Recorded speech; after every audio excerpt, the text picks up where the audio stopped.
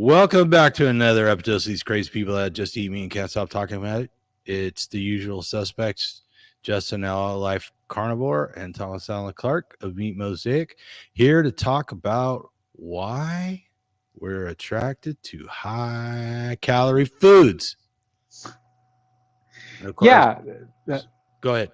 Hit it. Well, thank you, everyone. Hit that like button. Make sure to subscribe to our channel. Hit the notification bell just so you know whenever we're live, as well as whenever we drop a video. We typically drop one short rib. This is our shorter videos, get really concise question. Then we also drop our longer form videos that are sometimes an interview or us chatting it up, covering many different topics. And of course, your questions live.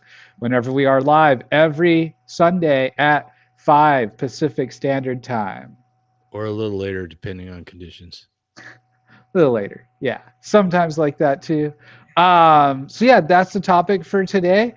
I thought it'd be kind of interesting. So I'm going through a program just that's really focused on processed food addiction, and I was reading the textbook earlier today, doing my required reading. And it's on food addiction, and it has to go by the science that's available. And in there, I was reading about today how the theory behind why we like processed food, or AKA high calorie foods, is because of the effort that it took sometime way back in human history to acquire these foods. And I'm not sure if I agree with that necessarily. Those that listen to us know I have issues with the word calories. But even at its face, it's this question of how difficult was it to get food before the agricultural revolution, right? And I'm not saying that it wasn't difficult at all. Obviously, there was no grocery stores. Obviously, there was no local butcher. It was straight hunting. You did have to put in more effort. And there's arguments from both sides about how dense animal populations were in the time of early humans. Right. So when I look at this question or look at this issue, that's where my mind goes. And we have some evidence one way, we lack evidence another, maybe. Like I said, you'll talk to people that say, oh, well, that's why we have the capability to fast, because we may have gone 2 or 3 meals without a successful hunt or without a meal or something like that. Maybe. I don't know. I'm not going to claim to know. I think me and Tom tilt towards that there were periods, at least, where megafauna was plentiful and just stomping around everywhere, and it was kind of like a worldwide buffet in like sort of way. And I kind of take the same concept and I think about, in the United States or the American continent, the buffalo, right? How the Native Americans tell stories of how there's tons of buffalo and many different herds, and we did hunt them to near extinction, roughly. And so it makes me think that early human, for good reason, why would you, having sustainability in mind, and just hunting and eating until our heart's content, pretty much. That's the way I imagine it. And so I'm not quite sure if I'm sold on this reason why we crave sugar, processed foods, fats, carbohydrates, protein, is because of the inherent calories in these foods. I think it might not be the right perspective. Tom, any thoughts so far? Yeah, well, I like to dig back into a little bit of why our concept of what we ate and where our food supply, like the mammoth, went, and when you look at the archaeological evidence and the stable isotopes, it's pretty clear we were apex predators, and the evidence for the stable isotopes goes back to as much as like 40,000 years. You can find a 40,000-year-old fossil and there's still collagen present. That's ideal for stable isotope testing. And there's other testing that goes back farther. And then of course we have all the artifacts left behind, the tools, the spearheads, the hand axes, the hammer stones, and so on and so forth, which of course can last millions of years. But I think we've all been indoctrinated with this concept that humans are inherently evil and bad. They're the bad animals on the planet. And we just arbitrarily tried to push animals into extinction, which doesn't really make any sense to push your food source into extinction. So there's all these theories that human beings hunted mammoths to extinction, which I don't think holds any water, but that's in the back of people's minds. And the near extinction of the buffalo doesn't come around until, what is it, the late 1800s, early 1900s. People are taking trains out to the Wild West and shooting buffalo like crazy, and essentially driving towards extinction. So in some cases that was intentionally to cut off the food supply to the indigenous people that they were fighting with. In some cases it was cattle ranchers who just wanted the pasture land to raise cattle on. They didn't want to compete with the bison or buffalo.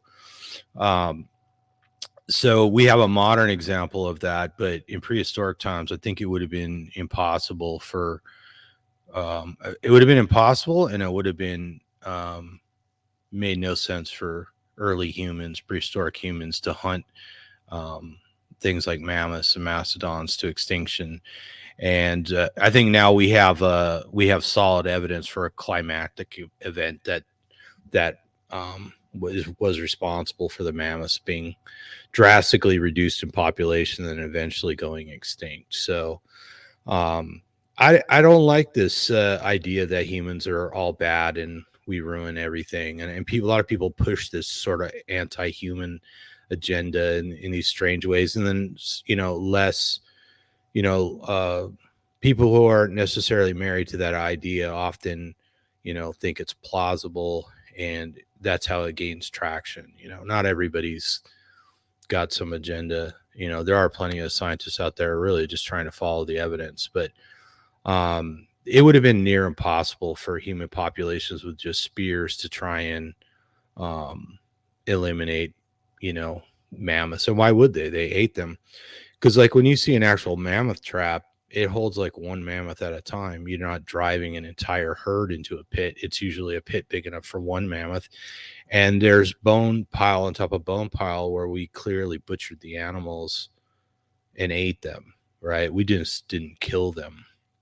And now that we know that, like, the asteroid that hit the Greenland ice sheet, there was such a large impact on the environment that times up nicely with their dwindling existence. So that seems like that. And in Siberia, there's just thousands, if not millions, of mammoths that were just piled up with broken legs and all kinds of stuff. They don't really show any sign of predation. They show the sign of being hit by a debris flow or something like that, like a giant mudslide or something that piled them up, and then they became buried in the permafrost. And that's why they're still there. Their bones are there, their tusks are there, and stuff like that. That sort of destruction was well beyond the ability of prehistoric humans. It was clearly the environment.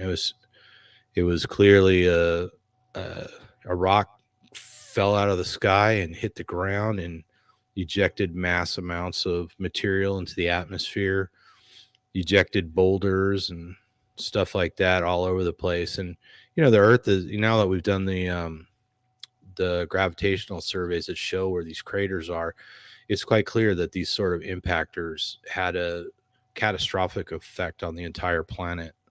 And that, that's how the dinosaurs got wiped out millions of years ago, when an asteroid hit the Chicxulub Chicxulub area, and in what is that?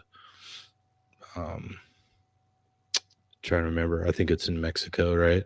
The I Yeah. forget the region. So, there it's not unprecedented, and the whole thing about us, seeking out highly palatable food. I think sweet foods like maybe some sort of berry or fruit or grape or something like that was its availability was very limited. So, hi Christina, by the way, I see you there. So, anyways, I think that there's a certain part of us that wants to eat something sweet, and there's another part of us that knows we have to eat fat. And so when they make all these highly palatable foods with vegetable oils in them, it's we're trying to satisfy our craving for fat, because like in Mickey Bendor's paper, humans are essentially a fat seeking carnivore. We like the large fatty ruminants, and then things like bison are a substitute for that, because once the megafauna is wiped out, then we move on to smaller animals, right? Like bison, which can be quite big. they can be taller than an SUV, right? Which is staggeringly huge. Most of them aren't that big, but they're quite a bit leaner than something like a mammoth or a three-toed sloth would be. So probably had to kill more of them, eat more of them, because if anything, because they're smaller and leaner, right? Right. Yeah. To get back, yeah, and so us being more interested in fat, um, and there's also salty, right? So like salty, fat, sweet. It's kind of like our big three as far as taste and what we like, what tickles us. And of course, we do have dopamine receptors, and we do get a dopamine response when we do eat. It's supposed to be pleasurable to an extent because our body wants to stay alive. And so it's like, this is a good thing, do it. So you have that. So we are wired for glucose, sugar, fat, and protein. And so just naturally, if we eat any of those, our body's going to respond positively because it doesn't know that is the year 2022, and that Lucky Charm cupcakes are not a thing that can be hunted for. And a lot of these processed foods, high sugar, have way more glucose in them, or sugar, than we would have ever had for 95% of our development into the modern human. And so the brain is just like, oh man, this rocks. This is just, wow, look at all this sugar, look at all this glucose. It's amazing. Because it doesn't know any better. Our more evolved brain has to learn and know that's not great. And as far as fat, like Tom said, the vegetable oil. So like all the snack foods, right? Your Lay's potato chips, your Doritos, your tortillas in oils, your French fries, right? All that is a hit of fat, salt, and glucose. So that combination is also kind of deadly, because you were getting way more of those than you would naturally as well, compared to ancient times, ancient humans. Um, and so all these are kind of overwhelming to the brain. Uh, and if so, this is where the Randall cycle comes in again. Again, the Randall cycle is, you can mix fats, you can mix protein, but you can't mix fat with carbohydrate, essentially. Otherwise, it causes inflammation and dysfunction in the body. Not to mention the glucose spike from the carbohydrate, you would get plenty of energy from the fat or store it, and so that also causes its own other set of problems. So, ancient man more or less, at least from what we can discover, is we only had meat and fat primarily to work with. So although we had the circuitry for glucose, we were using endogenous or internally made glucose to take care of that. And then you move into the agricultural sector of civilization, and the amount of glucose consumed just skyrockets. And you still have the lower parts of the brain that love it because it associates the act of eating, not what you're eating, if that makes sense. We're not that sophisticated. Yeah, there are certain things that we eat and we don't like, and it gives us a bad feeling and things like that. But as far as everybody loves sugar and fat. Everybody loves those two things, right? Um, because of the wiring is so thick, because that's energy. Protein, I'm not sure. I don't think the wiring is as um, thick or as deep, um, because it probably always came with the fat, and probably because you can have too much protein and end up with, rabid starvation. So that's probably a mechanism, right? And it's good to know. And with that all together, what I think the issue is as far as addictive foods, um, it's one, the culture, but I think they missed the mark in this book because, at least in the people I've worked with, what I know about addiction, what I know about addictive foods, etc., it starts in childhood. Uh, many of us have sugar or glucose way before we ever have like a piece of meat, especially if you were raised on formula. You're raised on soy, sugar, and and some processed vitamins, right? And so Yeah. way before ever having a first piece of meat and fat. So I think that to me makes more sense of the cause as to the future cravings a person may have for these processed foods. And then, of course, the natural circuitry being exploited by the processed food manufacturers, that's still there. But a person cannot be addicted to donuts if they've never eaten a donut, if that makes sense. Other So people profound. other people could say how delicious they are, they could see other people eating them, all that stuff. But if you never have an addictive substance, how are you addicted to it, right? And so there had to have been exposure. And I just think this book, again, it tried to do the best that it could, and I get it with the available science. But I just don't believe this. The reason is because they are calorie dense and because we crave calories. I think it's just wrong on its face because we don't crave calories. We crave nutrition, we crave energy. Um, but We calories, don't we don't crave units of heat. What? we don't crave units of heat, correct.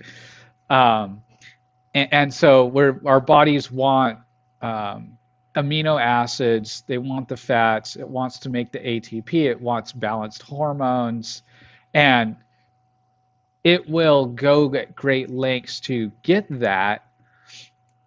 But your eyes, your stomach, your brain, your hormones, they all play a part in eating. So when you look at food, you actually begin to salivate, you get hormonal changes, your insulin starts to spike in preparation of food or even thinking about food.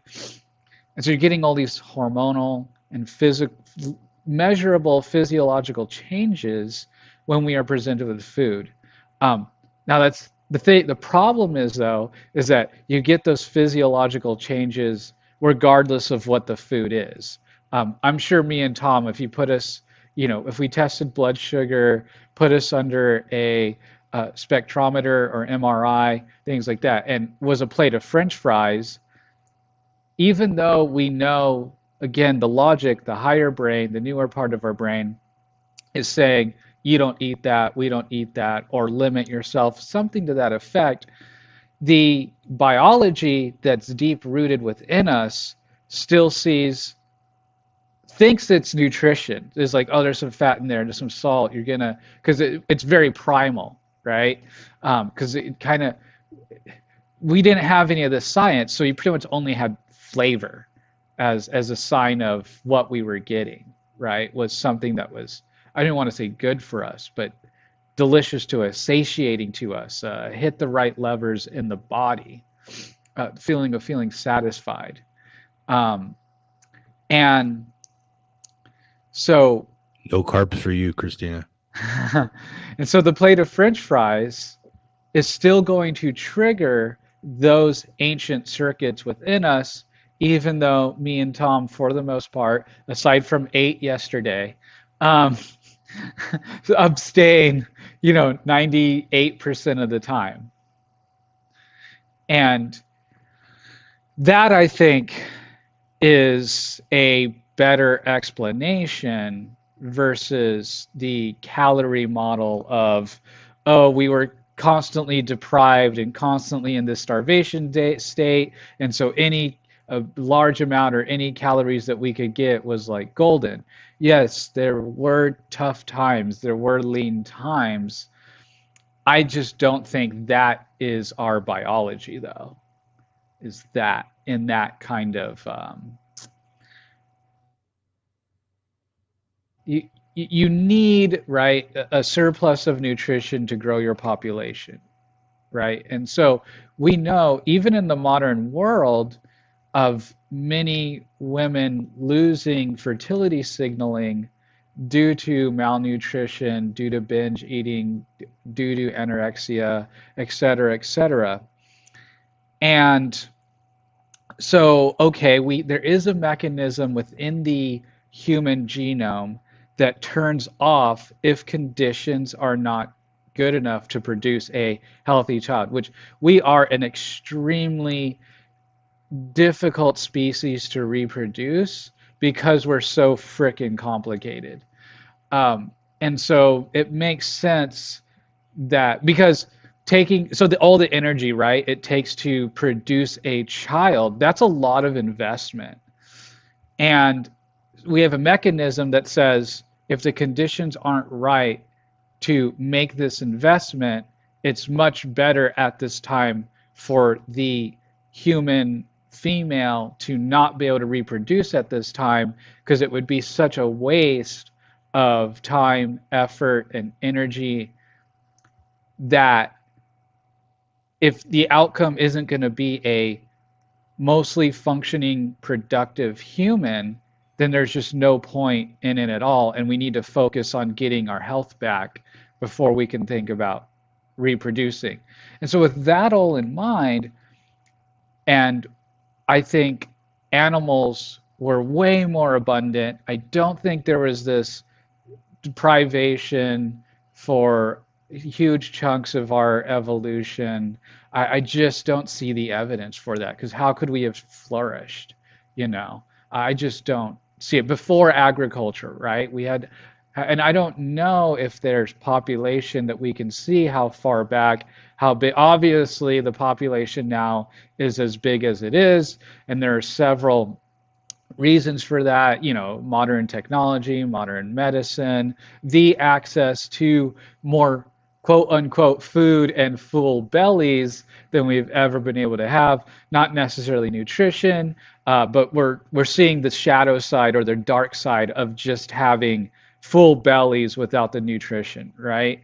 Where we're ending up. I think the whole hungry human thing wasn't really a thing until the mass extinction of the megafauna.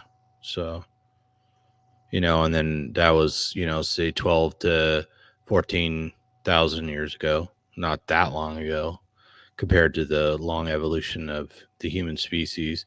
And then somewhere about 8,000 years ago, we see people propagating crops like wheat. So, and I think speaking to your points there, that one of the problems with the modern, highly palatable foods is, we probably had a craving for sweet things, but they're only available for maybe a couple weeks a year or something like that, depending on where you were.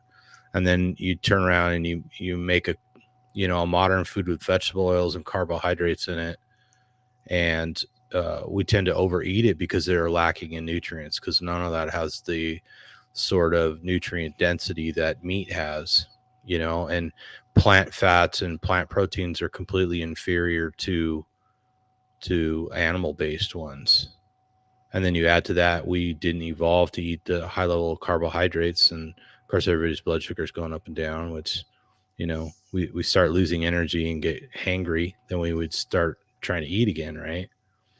Right, exactly. Um, and I just don't think we could have been sane enough to keep tribes and families together if we had constant energy spikes and energy dips from day one. I just don't see it. Well, I mean, the record is clear. We migrated around following animals. The climate changed, the animals moved, we followed them. We even followed mammoths into northern Europe while the ice age was setting in, and when there's no evidence that we had started using fire yet.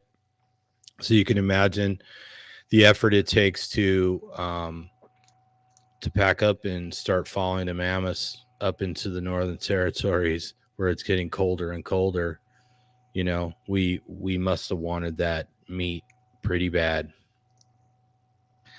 Yeah, definitely. And so, our the problem isn't that there's some mechanism, because we don't have a mechanism for you have enough calories and then so you're full.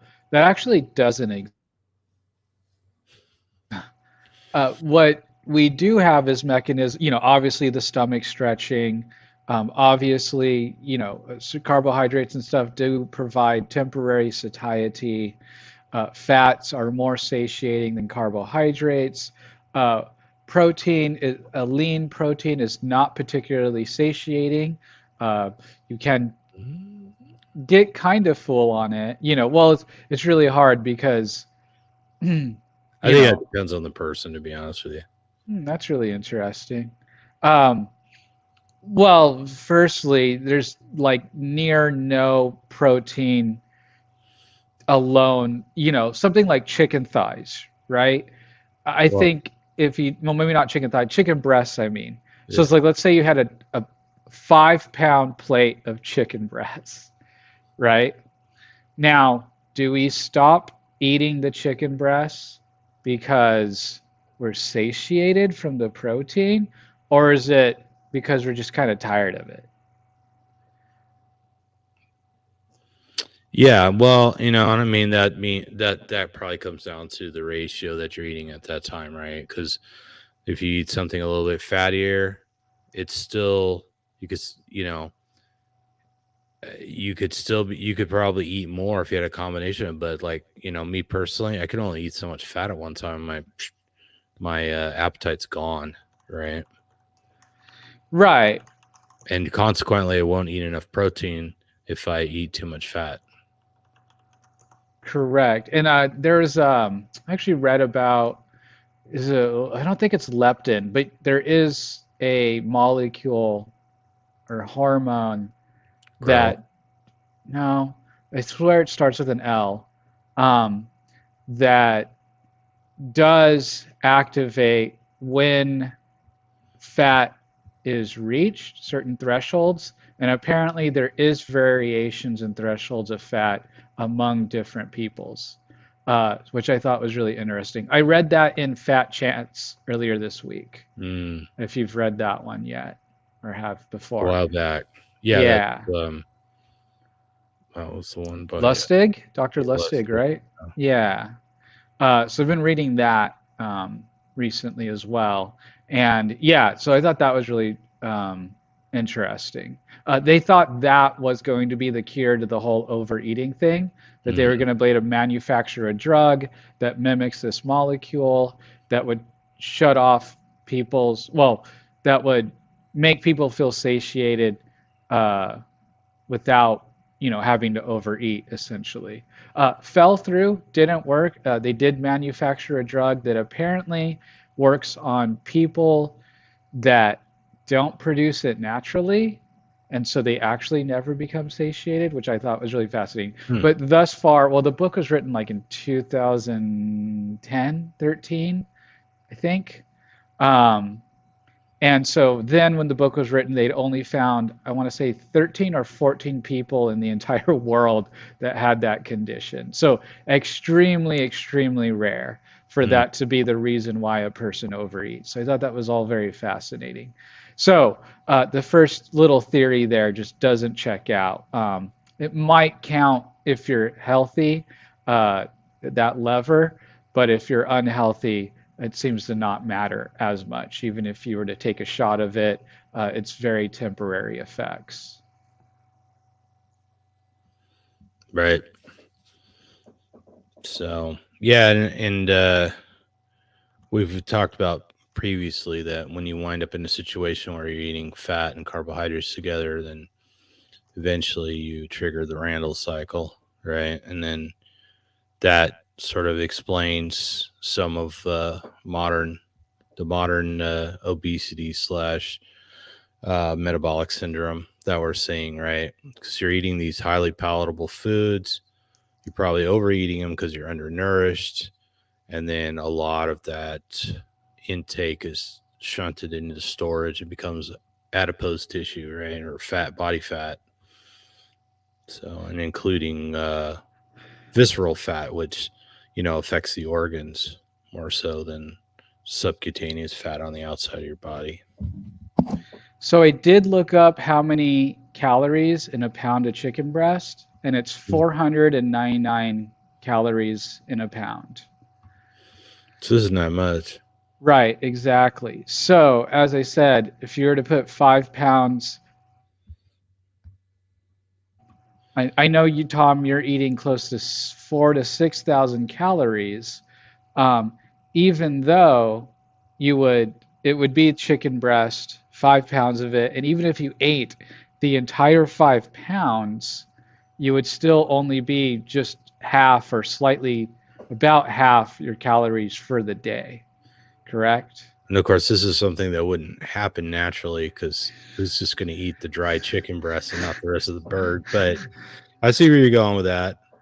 And, I mean, there's nothing really wrong with eating chicken, but as we notice, most people thrive more on the meat of ruminants as opposed to birds.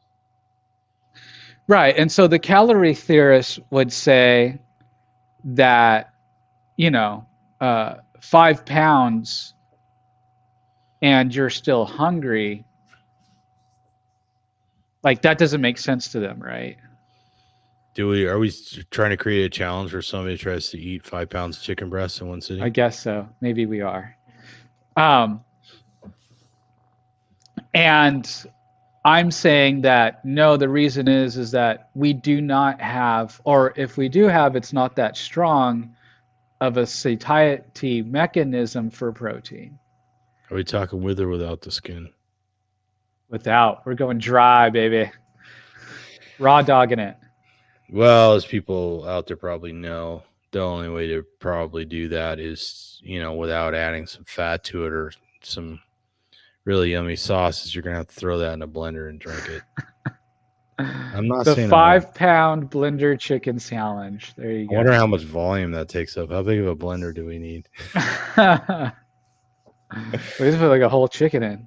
I mean, people do this. So, like, this is the thing. Like, when people get a movie deal and they've got to play a superhero or whatever, it's like broccoli and chicken breast, That's how they get super lean. I don't know why.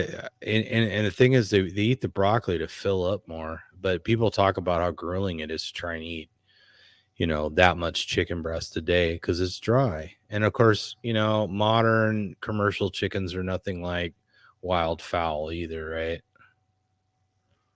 Well, you told me that there were no natural chickens, so I don't Well, even know we don't what's. really have an abundance of wild chickens, right? Somebody made that comment about wild chickens, and I'm like, what wild chickens where are they? I mean, if there's any wild chickens left, or because the chicken was domesticated so long ago, and the Polynesians were, paddling around the world like they owned the place or something, and they took the chicken with them. I think it started in South America or Central America. I can't remember, like Peru or something, and then magically spread, but they were already domesticated before they were spread all over the planet. So, we probably could find some similar chickens, the kind of birds that can roost in the trees but don't really fly that much, and they're similar. But they're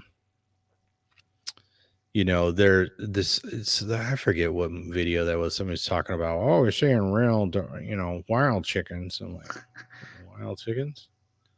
Where are these wild chickens?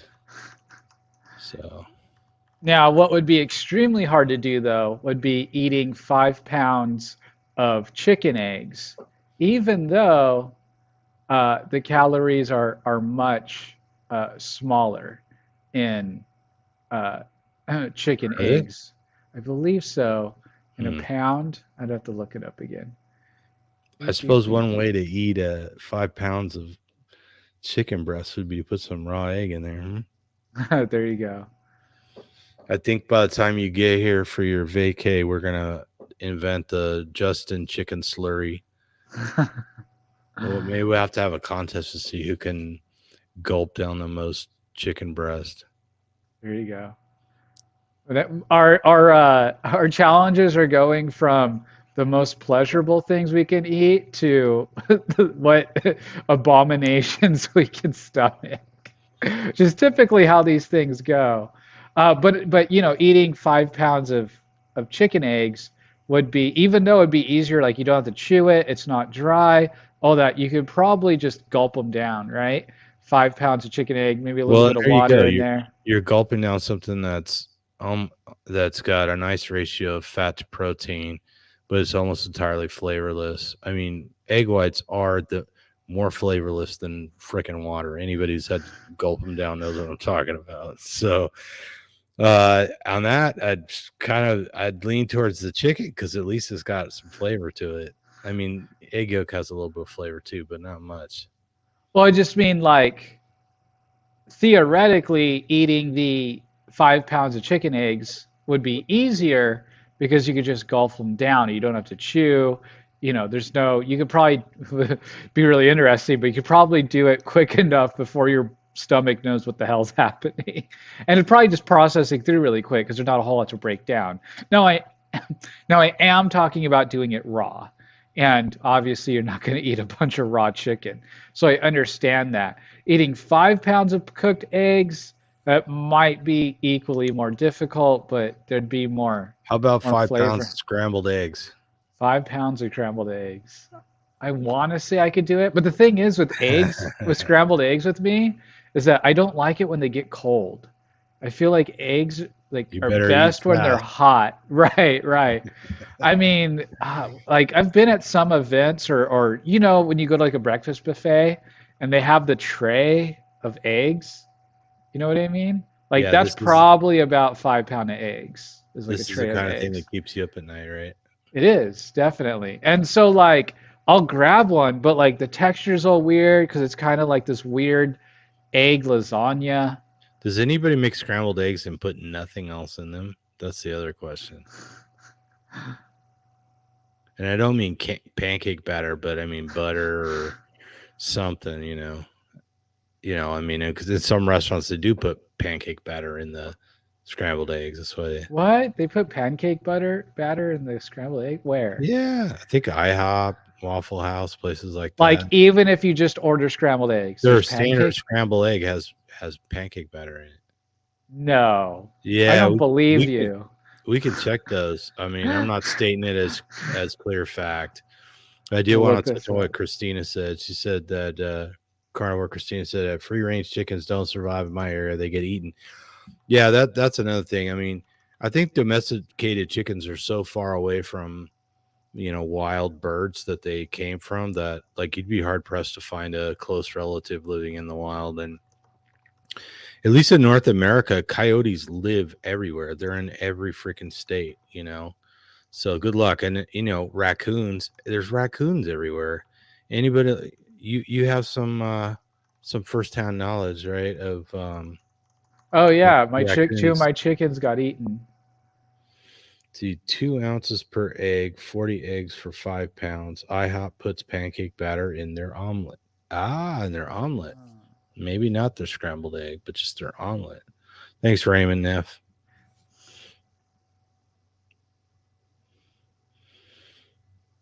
Two ounces per egg, 40 eggs for 5 pounds. So 40 eggs. That's so 4 dozen would be 48 eggs. So it's about 3.5 dozen per 5 pounds, depending on how much we spill. So it looks like here they might put flour and milk or water, and it's to keep them fluffy. Well, yeah, and I don't think we can wouldn't be worried about putting water in, and Right. even I've put baking powder in to make them fluffy, for that's more for presentation than anything else. But yeah, and I don't know. I mean, some people go to trouble with getting the plant-free baking powder, I haven't gone that far. Of course, I use baking powder like twice a year, maybe. So, but I wouldn't even be worried about a little baking powder. I feel like I'm fluffy. And water, who cares, Right. Or milk. I mean, I've always liked them with milk, but now I have them without milk, and I can't really tell the difference. Like, I don't know what the milk does. I remember as a kid making scrambled eggs was like crack the eggs in a bowl, you throw milk in, and Yeah. it's kind of like, and you throw Yeah, them it's in. super common, right? Add some Yeah. milk or some cream or something. Yeah. Now I do use more butter than I used to, though. I don't remember. Yeah. I mean, I must have put butter or All margarine right. or Well, we're gonna have to hit something on Joe them. up and see if he's willing to try and eat 40 eggs at a time. We'll call it the Raymond Neff challenge, since he did the math on it. I would be more open to eating 40 eggs instead of 5 pounds of chicken breast. So you're definitely doing the chicken breast challenge. Oh man. It's what, 98 cents or $1.05 a pound? Chicken breast typically? It's wicked cheap. That's I for don't sure. know. I thought it was at least a couple bucks a pound, $3, $4 a pound. Really? It was on sale, I saw. Anybody Does else out chicken there? breast have bone? I don't know. You can get them boneless, skinless. Anybody else out there doing any food challenges? What's the most eggs anybody's eaten at one time? I haven't even cooked an egg for probably 2 weeks. But we can buy a whole flat of eggs. I forget how many dozen. It's like 12 dozen. So easy I peasy. enjoy eggs. I'm happy I'm one of those people that don't react to eggs. In the beginning, I think I did. I don't know how it'd cook. I was thinking it'd be funny to make a 5-pound omelet, but trying to imagine how much space we need to make a omelet. Put in the oven. Bacon omelet. Yeah, bacon omelet. We could try. So I'm sure with Joe's expertise, but the way I'm imagining it is chop up bacon, sausage, cheese. Well, I mean 5 pounds of egg and then add whatever you want on top of it. Well, I mean, like we could just do like a loaf, just come out like a big loaf. You just bake everything. a giant quiche, right? It's just Yeah. giant egg pie, or what does Joe call them? Frittata. Frittata, yeah. Yeah.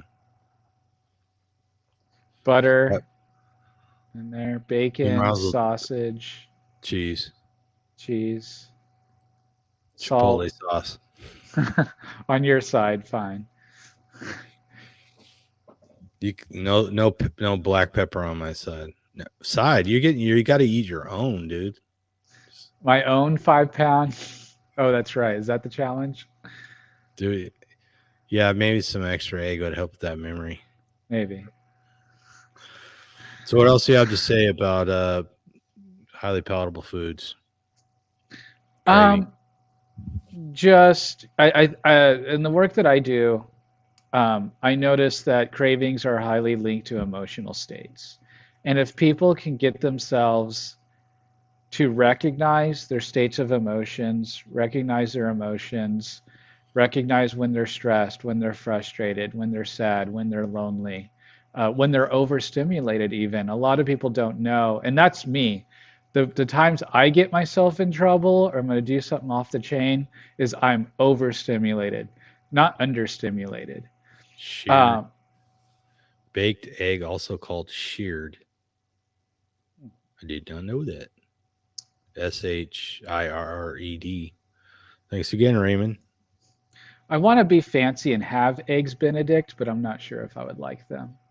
Oh, they're delicious. I mean, it's just a poached egg with hollandaise sauce and ham. It's fantastic. Mm. I mean, hollandaise sauce got some starchy stuff in it. Well, we could find it's usually like clarified butter with a little bit of lemon, and then is it? Do you put? I think cornstarch or something in it to thicken it, something like that. But it's delicious. And it usually comes on like a egg muff or what do you call it? A English muffin kind of thing or whatever. Ah, got it. Right. Yeah. I So don't. for me, this food addiction is more of a, sorry, there I am with the tangent. So I'm trying to take us back from the tangent. Um, is more of a psychological and mental health phenomenon rather than a biological phenomenon. There is a biological component, but of course, there's biological components to all addictions, right? Alcohol, smoking, um, hard drugs, what have you. Are we going to talk And about me the whole time? Come on. uh, caffeine, even, right? There's Hey, stop it. biological. We get we get a biological kick from the caffeine, and Yeah, now, poisonous food can be fun sometimes. right. It's not all vomiting and diarrhea. Now, caffeine is a tricky one. It is addictive, can be addictive, but it has a very short um, half-life, and so typically, if you are addicted, you can recover in roughly 3 days to a week, depending on how addicted and how much coffee and how the roast is and all that stuff. And plus, I think a part of people that have trouble recovering from coffee is they're not just used to the coffee, but what do the people put in coffee? They put cream, fat, right? Even worse, creamer, powdered artificial creamer Right, artificial creamer, sugar, or an artificial sweetener with with it. Or if you want to go way out of line, your mocha frappuccino, you got chocolate, fats, sugar, flavoring, artificial color, the whole gamut, right? And so, and the more of in each one of those in and of itself, I suppose, aside from the fat, is another addictive substance. So whenever I hear anyone say, "Hey, I'm having a really hard time coming off coffee," I always like to ask them, "What was your drink at Starbucks, or what is your typical coffee drink?" Right? Because it's like typically not just the caffeine in the coffee, because usually within 3 days, people can kind of bounce back from that, provided they're on the right yeah. diet. A lot of people don't drink black coffee, right? Right? Like a Exactly. coffee cocktail. Or if you're Irish, it's coffee and whiskey, right? It's the classic. There you go. And so coffee is a real good one because people can relate to, oh, I didn't sleep very well. I'll just have a cup of coffee to supplement the lack of sleep that night, right? Or it's 1 p.m. I've still got, oh man, like 6 hours of work. Boss wants this done. I'm stressed. I feel like I need to focus better. Let me go have a cup of coffee, right? And so those thoughts and those feelings are replicated across all other addictions, essentially. Are you lonely? Are you sad? Are you angry? What have you? Or halts. Hungry, angry, lonely, tired, or sick, sad, tired. No, something like that.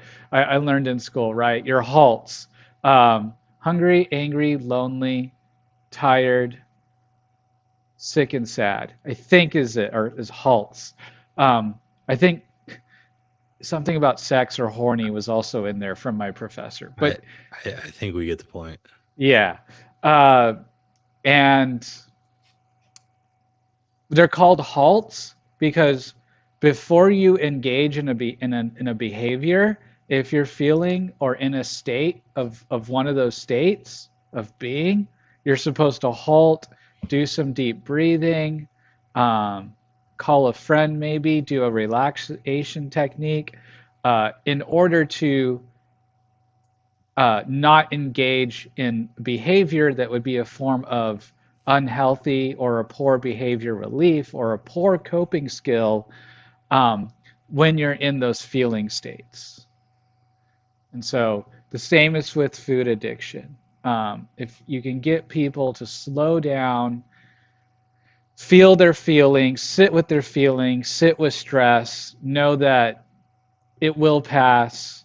Um, Call a friend, learn your relaxation techniques, learn your coping skills, go know how to go for a walk, know how to get outside, know how to remove yourself from situations, um, know who to call, people to trust, good social circles, all that stuff, right?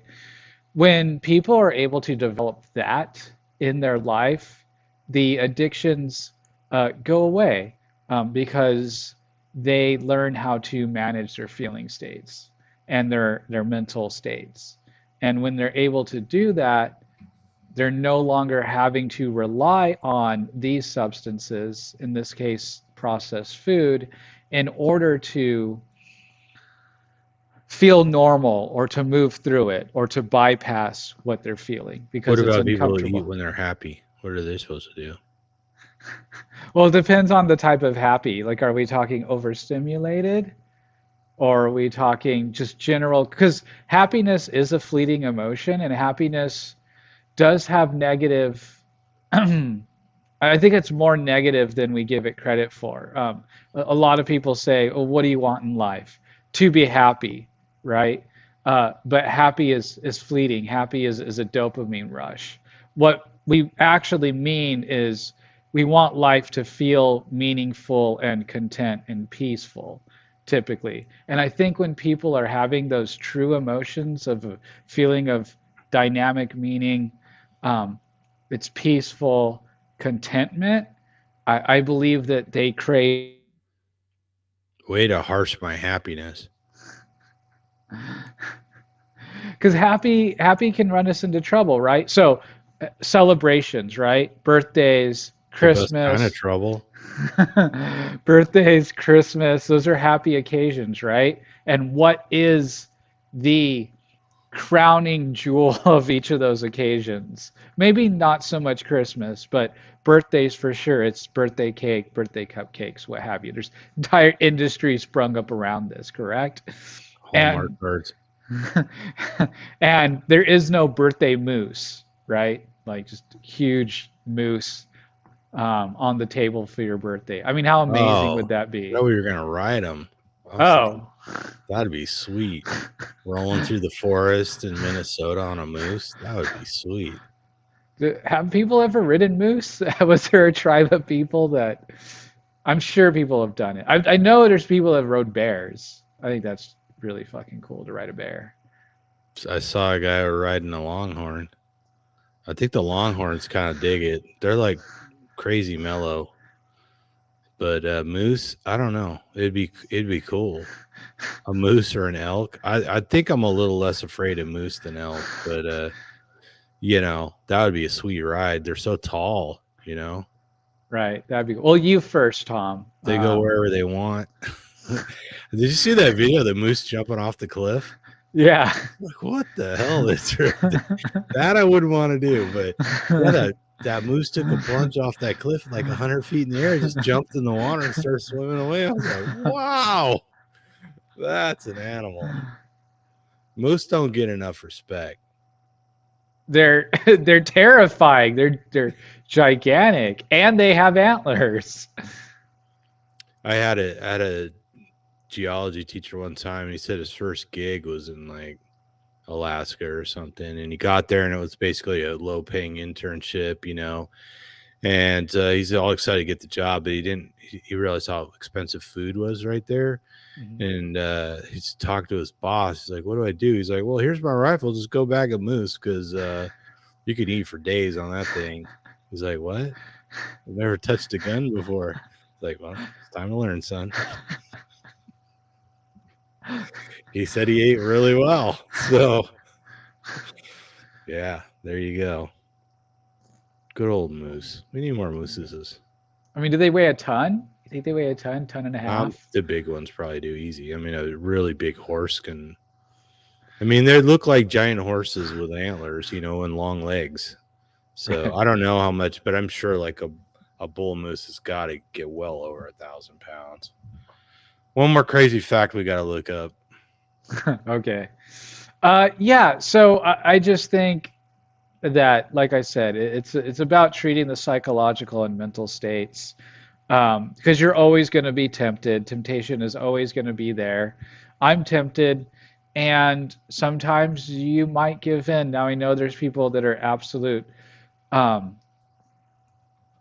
That they have to maintain absolute abstinence from a substance, and I totally respect that, and I totally understand that. But what I've seen in the food community and the carnivore community especially is, even if they have a trigger food, even if they do a, I don't know if even binge is even the right word, but it'll suffice. They're typically within the 24 hours or a night's sleep right back into carnivore. As long as they got a bit of time under there, I'm talking a good year or so where they have it and they've been truly disciplined. Then what I've seen is, okay, I had this one meal totally, and typically, I think a large reason for that is all the negative effects from going off carnivore, right? If you eat too much non-carnivore foods, 99% of people wake up with like a carbohydrate hangover of some kind, or an opioid hangover, as Dr. Drew described in Fat 2, the documentary. Are not happy. Or not happy, or mental health stuff, exactly. Disappointed in themselves. Right. And it's just like a huge red flag. Now I think disappointed is. I know a guy, he like all of a sudden ate like a big fistful of peanut butter stuffed pretzel nugget things. He was not happy with himself for like 4 days. Yeah. And I think an important thing here to bring up is being disappointed but not feeling. Well, since Justin froze again, I'll talk about mooses real quick. A large male moose can be 6.9 feet tall, and I swear to God, I've seen ones that are taller. 10 feet long and weigh 1,500 pounds. So okay, just under a ton. Just under a ton. That's a lot of meat. Since you're unfrozen, please continue. Yeah, and so shame is often a part of the addiction cycle. It's like the lows are also addictive, which a lot of people don't get. The feeling of feeling worthless, a lot of people can kind of gravitate towards that, unfortunately. And so, people are always like, well, why would someone do things that make them feel bad? It's like, that's also a high. And then the getting yourself out, or the high from feeling so low is so high that it makes it worth it to feel that low, if that makes sense. And so it completes the circuit, or it completes the cycle. And so when I'm working with people, I always tell them, you don't have to be ashamed. It's okay to be disappointed. And the difference is shame is typically an idealized standard, or a cultural weight placed around you that oftentimes people aren't particularly conscious of the origin, but it's not something that you naturally internalize as being bad, but it's something either culturally or from an idealized standard or idealized thought or trying to follow an idealized program, um, falling short and then feeling shame for falling short, or that I think is toxic and that is not good for binging and addiction, etc. Yeah, it's good to help people understand what's going on, because at least once they understand how things are unfolding and what the consequences are and where they started, and they have a shot of getting some power over it, you know? Now, guilt is internal. Guilt typically comes from an internal source, not an external source. So that's kind of a lot of people get those confused and mixed up. And it's really easy because on a subjective level, they can feel very similar. It's about identifying the source of the thought patterns or of the emotions and tracing that back. So when your friend buys an overpriced Science Spawn comic book and he says, you can't shame me for this, and you're dying to ridicule him for it, there's no way for me to actually make him feel guilty for doing it or really make him feel ashamed for doing it, because it has to come from the inside. Correct. So yes, right. And so it'd be like, well, that's crazy to do that, but I don't see it as a problem. So thereby, I have Right. no shame. See, and I can't have guilt because again, I don't see it as a problem. And Right. you can get toxic with that too, of course. With that's narcissism, right? Narcissism is I do no wrong. I do no wrong. That would be nothing like you. I only do wrong. Well, because I'm the anti-narcissist. I'm only neurotic. I'm only a people pleaser. I'm working on it, but certainly 8 years ago, 10 years ago, oh yeah, so much worse. So the people pleaser buys the signed Spawn cartoon book because he's a people pleaser? What? No, no, that's me trying to become more self-centered and narcissistic. Oh, I see. You're lacking in narcissism, so you Yes. buy So something I have to ridiculous and brag about it to your friends. I see. correct Okay. in order to become more narcissistic, which is actually a thing that some people need to work on, which is really Mm, interesting. right. So tie your narcissism to your past dietary habits. I'm not quite sure if I can tie that pretzel. Uh, Um, there you go. Pretzels. Pretzels are pretzel, a thing. Pretzels are an issue. Pretzels are some people's Achilles tendon. I'm just saying. especially when they're dipped in peanut butter and Oh, you froze again. especially when they're dipped in peanut butter and jelly, or what was it? Stuffed with peanut butter. Oh, stuffed with peanut butter. What? Where do you get a pretzel stuffed with peanut butter? It's not an actual like twisted pretzel. It's like a nugget. It's like a Oh, pretzel capsule full of peanut butter. oh, is it like those? What are they? Cheese? What are the cracker with the cheese in the middle? Yeah, I Those like remember those. cheese whiz. I got a funny story about that. I forgot what they were called, but my buddy worked in a grocery store, and they had this bin in the back with all the damaged packages and open stuff that people left in the store. And he saw some of those cheese cracker filled things. So it's like a cracker tube with cheese in it. They looked exactly like the sausages, which was a dog treat. So Uh-huh. he put the sausages in the box with where those cheese snack things. I don't think they make those cheese things anymore, but and then he offered it to a coworker, and the dude started macking down on him. He let him eat them all before he told him what they were. That's hilarious. I think they were called cheese nips. Were they it? Cheese nips? Cheez Its?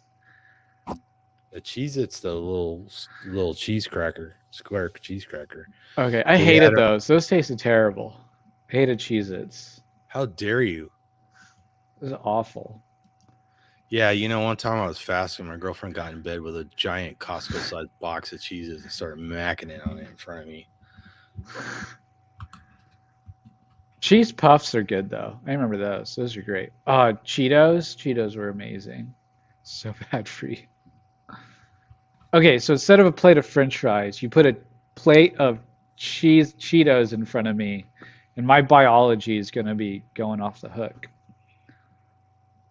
Also, I'll accept Funyuns, Doritos, Cool Funyuns Ranch. is like the most disgusting snack food ever created. I ate them straight for like a year for some reason, like out of nowhere, just like that funky flavor. Like Funyuns and Dr. Pepper is such a weird mix of flavors, but it's crazy I think weird I good. saw a paper where Funyuns and Dr. Pepper are actually the source of quite a few well-established psychiatric problems. I'm not surprised. You have to be insane to mix Funyuns with Dr. Pepper, but never Cactus Cooler. Cactus Cooler is the devil's soda. That stuff's terrible. When I worked in a liquor store, people used to always come in and get a cactus cooler and those tiny shots of tequila. That was like a big thing. They'd open the cactus cooler, drink some, and they'd pour a couple ounces of tequila in there and walk around. I was shocked at how popular that was. Can't say I ever actually tried it. I guess I don't. They say it tastes like cactus, but I'd never it tasted like bad orange soda to me, so I never liked it. Yeah, it actually says I think on there it says I think it actually says citrus flavored on the can. Because I remember thinking, who the hell knows what cactus tastes like, right? I Right. mean, and I can't. I've tasted a little bit of cactus before, but it was kind of a little bit more like bitter. It wasn't that far off from eggplant, really. And I'm Well, I mean, like, I think it's supposed to taste like the cactus fruit. You know, the certain cactus that bears yeah, the fruit. red thing on top. Yeah. Yeah, no, that's how they taste. Yeah. Yeah. Kind of reminded me of eggplant. Not that far off in texture, a little more gelatinous. Yeah, I know a guy who actually grows that stuff. Eggplant is a plant that I'm happy I never eat anymore. I Yeah, mean, what? There's no pleasure in eating eggplant. Other people, I mean, they try to dress it up. I remember at this restaurant, my people that would always get eggplant parmesan, you know? It yeah, was just like, I mean, I guess it was okay like that with the sauce and everything else, but fried up eggplant was just never my thing. Could never do it. yeah. It's a freaking nightshade. So most people, there's a lot of people that have sort of an allergy to it. Kate I is asking, where is Raymond these days? And Emily, well, we just talked to Emily. Emily, she's busy with inner clarity. That's her work she's working on now. She does put out videos. She's working with people one-on-one a lot. Not that she's not, we're working on a side project that we haven't announced, so she'll be there. Raymond has been really busy with Steak and Butter Gals group, right? So yeah, we haven't really had good times to been able to forge good times to record them, and then of course Joe's all the way in Australia, so we've had Joe's been able to make it more than Emily and Raymond these days, but with everybody's work schedule and everybody's in a different time zone. Emily and Justin are in the same time zone, but time zones, and Raymond is an hour ahead of them, and then Joe is, it's Sunday here, it's like early Monday for him. So anyways, that's why it's just been tough. Mostly with Emily and Raymond is that they've got so many other things going on. So, but we do keep in touch, and we're always open to work on stuff with them. So, and like I said, we got a little something in the fire that we're working on. So, anyways, it's nice to hear from you, Kate. Thanks for asking. I'll let them know you inquired. Hey, and this is I mean, it's an exclusive club, but we're not that exclusive. So I think we've sent out the invite before. But yeah, if anyone ever wanted to come on and join us, tell your story, crack a few jokes, we're always open to it. You know. Yeah, Kate, Christina, Raymond, if one of you guys wants to come on and chat it up, hit us up. We'd love to have you. So it'd be fun. Be fun to get to know you better. I know we all kind of know each other from, you know, uh, Facebook groups and comments on YouTube and stuff like that. But it'd be fun to do a video with you guys. So anyways, if you're interested, hit us up. We'll make it happen. Oh, and I've been starting a new project on my Instagram and Facebook, the All Out Life Carnivore. I've been doing daily carnivore, keto, health food memes, taking big classic meme formats and making them in our space. So, and people have been enjoying that. I've been getting some chuckles and some shares. So that's been fun. I'm going to try and do them daily. So have to use my smarticle particles in order to assist with that. But Yeah, maybe for next week you could line some up and we'll use them in the video so people could see them. okay, yeah, sure. But appreciate follows and shares too. You know, something fun to do. I can't find those stupid tube shake crackers with the cheese in them. There's all kinds of cheese crackers that, from the past that people have put on websites, but I can't find those little tube things. I can't remember what they're called. And then they had the peanut butter, right? They had peanut Yeah, butter in they the did middle have too. peanut butter. Yeah. Yeah. Ritz crackers by themselves were bomb though. I don't know what was in those, but I remember I could go See, down on this is some where you're Ritz wrong. A crackers. cheese it was so superior to a Ritz. No, Yeah, you're no, gourd. Dude, no. you The clearly Ritz cracker was sweet. The cheese it was, I don't know, I just never liked the taste. It didn't taste like cheese to me. The texture was too crunchy, too hard. Oh, your soft, tender little teeth can't handle it. Uh, and then like even so having uh this is so bad. I no wonder I had so many health problems. But having a cup of noodles with Ritz crackers when you're sick was like the absolute bomb. Dipping the crackers in the salty, salty, salty cup of noodles was just Well, I used to wicked. take the Cheez-Its and break them up on my salad, like croutons. Like I love the spinach salad with blue cheese dressing and then Cheez-Its crumbled on it. Because you gotta get rid of the taste of the spinach somehow.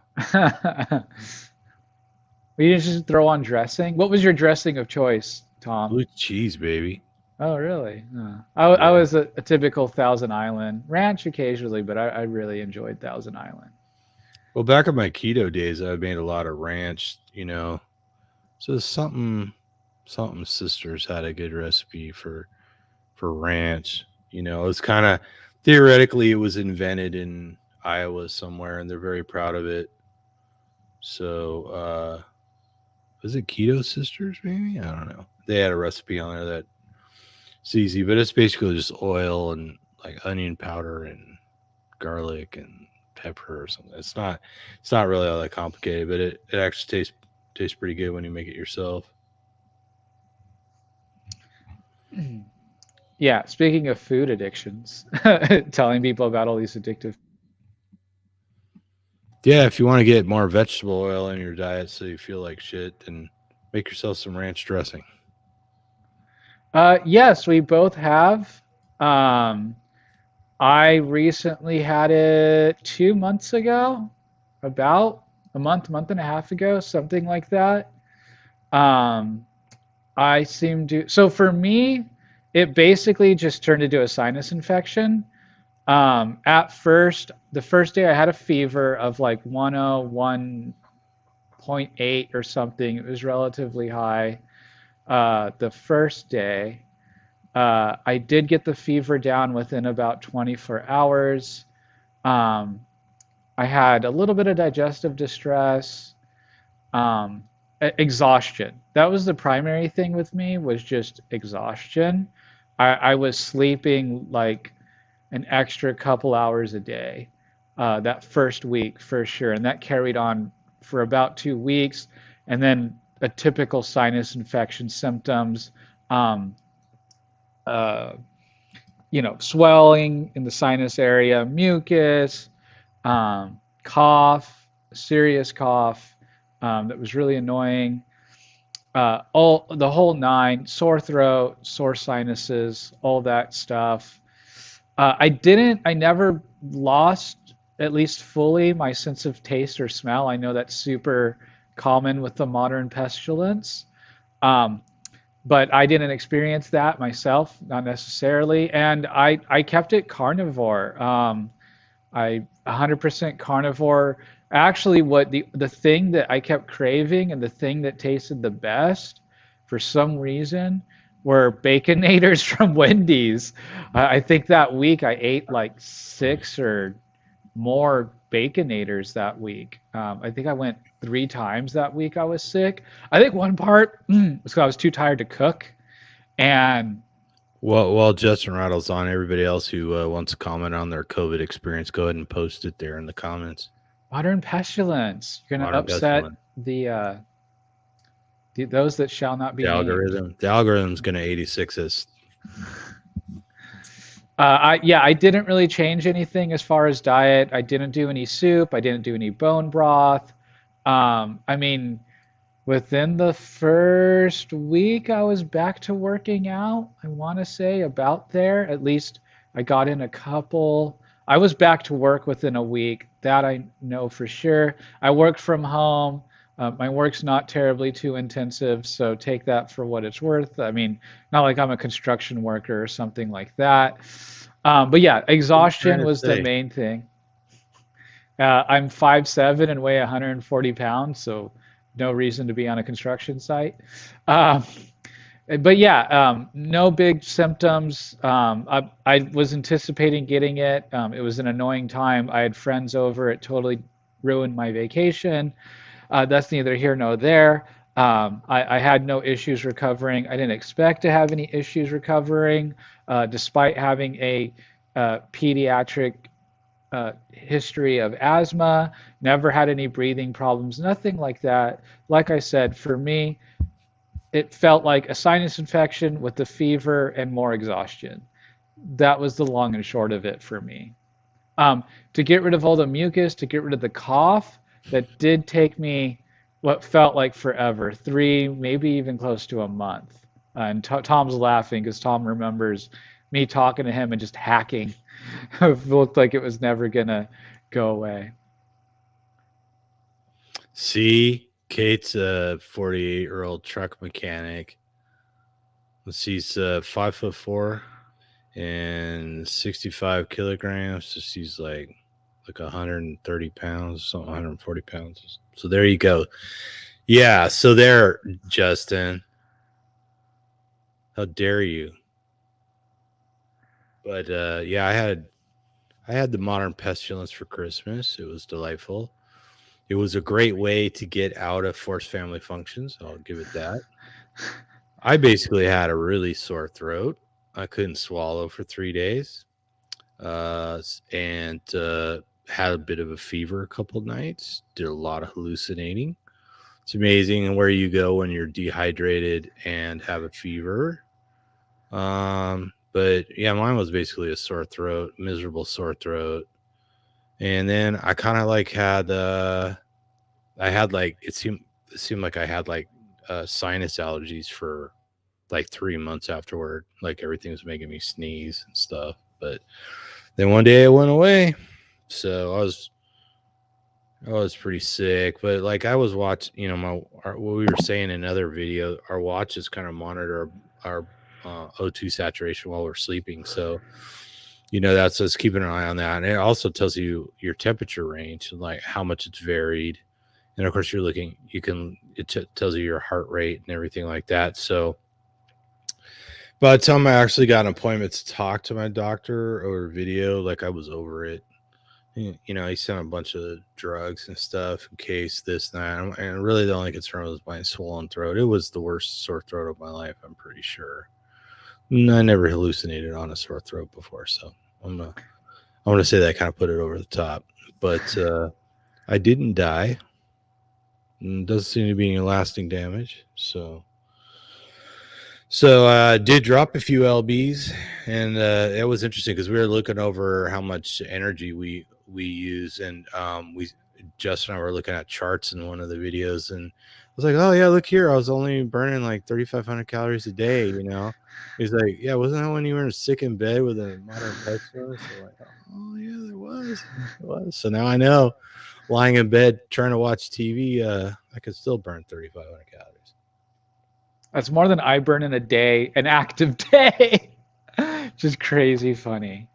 Yeah, it was. I mean, I was watching, like, you know, not to be not to share too much information, but I was kind of watching like my urine output and stuff because I couldn't even swallow water. So I couldn't even swallow my own saliva. So that was kind of a, you know what, kind of show, but it was all manageable. It just so happened that like there was nobody around because it was the holidays. You know, like just about everybody I live with had somewhere to be, and I wasn't going anywhere. So I basically toughed it out. I'm sure there was a lot of like, rah, rah, rah, me trying to cuss and swear, but I couldn't really talk. So, but yeah, I don't know. It wasn't good, but I've been sicker than that. That's for sure. Yeah, I definitely take the modern pestilence over salmonella. Salmonella really sucks. Yes, it does. Well, hell, man, we've been going $1.20 already. Ooh. So you wrap her up? Sure, yeah. All right. Did you get everything off your chest? I did. Thank you for another great therapy session, everyone. Yeah, thanks everybody for watching, and of course all the people there's about 8 people here live right now, which is cool, and you know these videos, you know, do pretty good. But please share the videos if you would. You know how it's been the last 2 years. Viewership's been down, subscribers got dropped. You guys know all the sad tales. I'm sure you hear from other people as well. So helping us grow the channel would be really great. So take care, Kate. Take care, Kate. It's good to hear me. And Christina, of course. And Raymond. So, and everybody else, maybe ADS is out there, or who else is normally here?